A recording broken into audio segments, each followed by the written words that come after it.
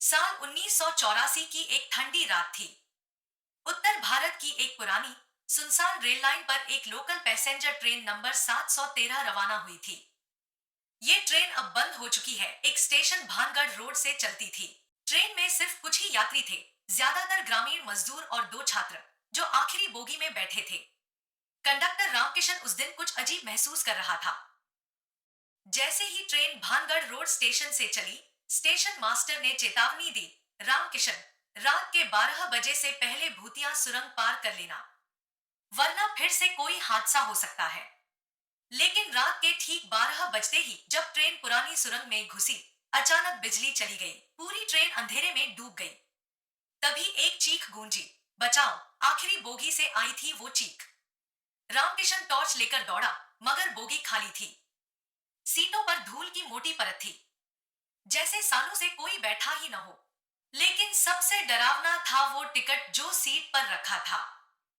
उस पर लिखा था, नाम अजीत कुमार, तारीख 12 नवंबर 1974, ट्रेन संख्या 713, स्थान भानगढ़ रोड से भूतिया सुरंग तक, स्थिति मृत घोषित। रामकिशन कांप गया। उसी समय ट्रेन रुक गई, इंजन बंद हो गया और फिर धीरे धीरे बोगियों से एक एक करके धुंधले सड़े हुए चेहरे बाहर निकलने लगे। सबने वही टिकट पकड़ा हुआ था। कहते हैं ट्रेन नंबर 713 उस रात कभी स्टेशन नहीं पहुंची। अगले दिन सिर्फ उसका इंजन मिला, खाली जल चुका।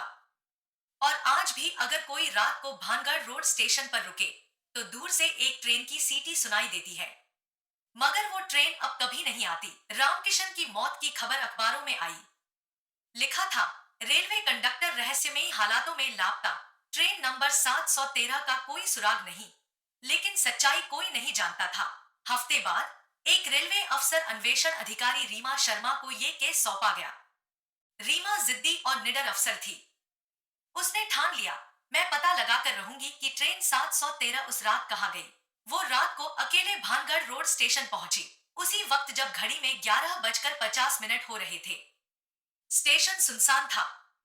चारों ओर बस ठंडी हवा और पुराने लाउडस्पीकर से आती एक टूटी फूटी आवाज, ट्रेन संख्या 713 भानगढ़ रोड से चलने को तैयार है। रीमा चौकी। 713? पर यह ट्रेन तो सालों पहले बंद हो चुकी थी। जैसे ही घड़ी में 12 बजे, एक पुरानी भाप वाली ट्रेन धुंध में से उभरी। ट्रेन चमक नहीं रही थी, जंग लगी थी। बोगियों की खिड़कियों पर जाले थे और उसमें बैठे यात्री इंसान नहीं, छायाएं थी। रीमा ने हिम्मत करके उस ट्रेन में चढ़ने का फैसला किया। अंदर घुसते ही दरवाजे खुद ब खुद बंद हो गए और ट्रेन चल पड़ी। हर बोगी में उसे कुछ अजीब नजारे दिखे। एक बोगी में एक औरत रोती दिखी, एक बोगी में एक आदमी रस्सी से लटक रहा था, एक बोगी में रामकिशन बैठा था, पर उसकी आंखें सफेद थी और वह बड़बड़ा रहा था, हम सब फंस चुके हैं। ये ट्रेन अब कभी नहीं रुकेगी।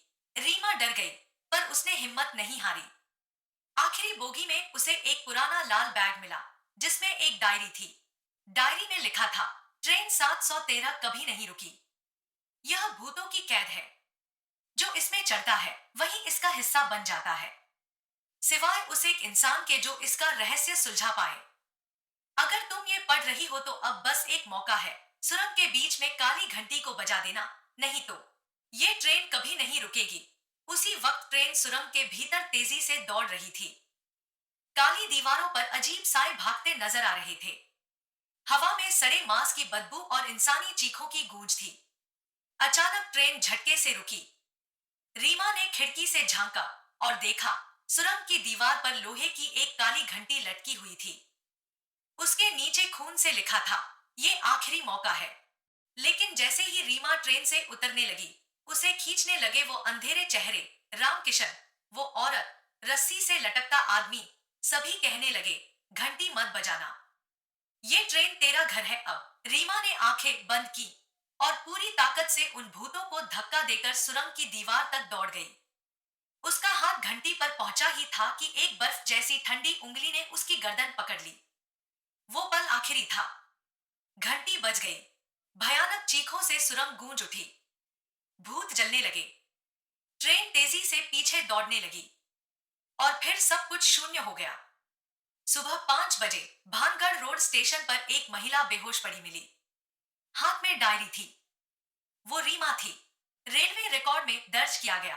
ट्रेन 713 का रहस्य अब समाप्त।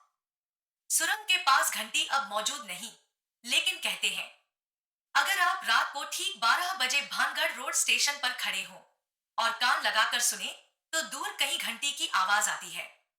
और अगर आपने सुनी तो अगली ट्रेन आपके लिए होगी।